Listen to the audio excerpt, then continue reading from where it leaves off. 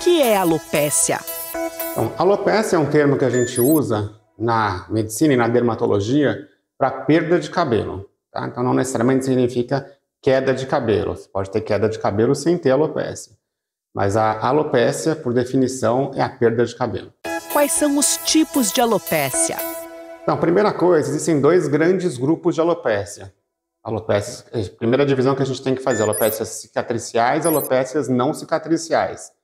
As alopécias cicatriciais, felizmente, são as mais raras, porque também são as mais complicadas, porque há a perda do cabelo com cicatrização do folículo, então não volta mais a crescer. E aí tem as não cicatriciais, que são as mais frequentes, entre elas a alopecia ou alopecia androgenética, que é a calvície como a gente conhece. Quais são as causas? Então, falando da alopecia androgenética, que acho que é o nosso foco hoje, o fator principal, o próprio nome já diz, é genético. Então pode existir um histórico familiar, às vezes não tem um histórico familiar assim tão evidente, mas existe uma predisposição genética. E existe um mecanismo hormonal por trás disso. Não tem que ter necessariamente um problema hormonal, que sim acontece em alguns casos, mas tem uma predisposição genética e uma atuação da parte hormonal levando a essa perda de cabelo. Como é feito o diagnóstico? O diagnóstico da alopecia androgenética é um diagnóstico eminentemente clínico. Então, ele deve ser feito por um médico dermatologista, através do exame clínico, do histórico familiar, pessoal. Eventualmente, podem ser feitos alguns exames complementares, sejam exames laboratoriais, para avaliar justamente essa questão hormonal. E, se houver alguma dúvida diagnóstica, sobretudo para diferenciar daquelas alopécias que eu comentei no início, cicatriciais, pode ser feita uma biópsia, mas isso não é tão comum. Um outro recurso que pode ser utilizado, clínico pelo próprio dermatologista, é a tricoscopia, que é a análise do couro cabeludo com um dermatoscópio, que é um instrumento que a gente usa na nossa prática clínica.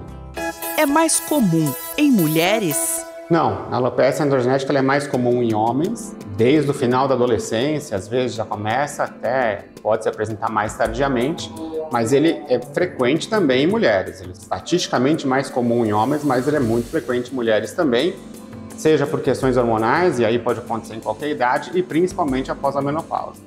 Quais partes do corpo podem ser afetadas? A alopecia androgenética, essa que a gente vem falando mais, essa se dá caracteristicamente no couro cabeludo. Tem algumas alopécias não cicatriciais que podem dar em outras partes do corpo.